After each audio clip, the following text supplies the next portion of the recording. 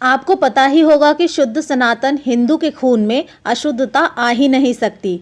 तो फिर देश के बहुत सारे सेकुलर कीड़े देश में ही रहते हैं और देश का ही खाते हैं, फिर भी वो देश के खिलाफ क्यों बोलते हैं?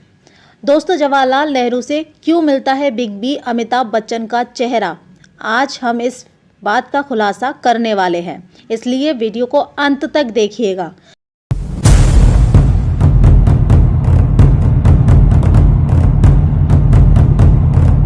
एक वक्त ऐसा था कि जब नेहरू और बच्चन परिवार एक दूसरे के इतने करीब हुआ करते थे कि इन्हें देखकर हर किसी को बस यही लगता था कि ये सभी एक ही परिवार के सदस्य हैं। चाहे वो इंदिरा गांधी और तेजी बच्चन की गहरी दोस्ती हो या फिर राजीव गांधी और अमिताभ बच्चन की दोस्ती हो, इससे अंदाजा लगाया जा सकता है कि सालों तक नेहरू और बच्चन परिवार में कितनी गहरी दोस्ती थी।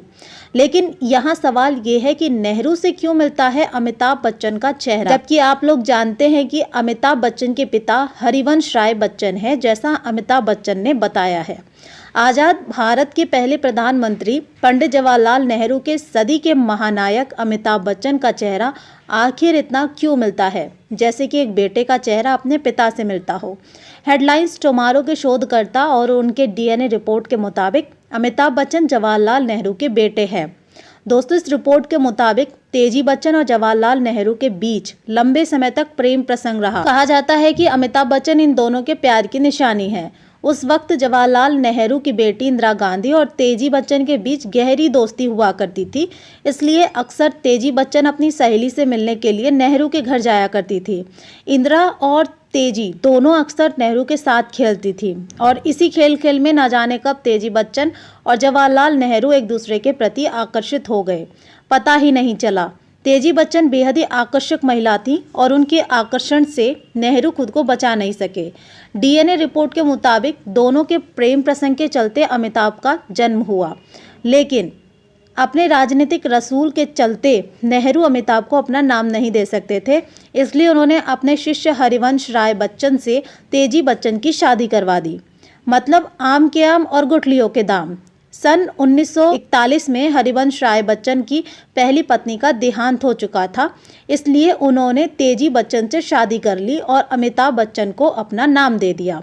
शादी के बाद नेहरू ने हरिवंश राय बच्चन को किसी शोध के सिलसिले में 10 साल के लिए विदेश भेज दिया था। उस दौरान तेजी बच्चन मतलब नेहरू का माल नेहरू के साथ प्रधानमंत्री आवास में ही रहा करता था। इसी कारण से हेडलाइंस टुमारो के शोधकर्ताओं और डीएनए रिपोर्ट के मुताबिक नेहरू ही अमिताभ के असली पिता थे।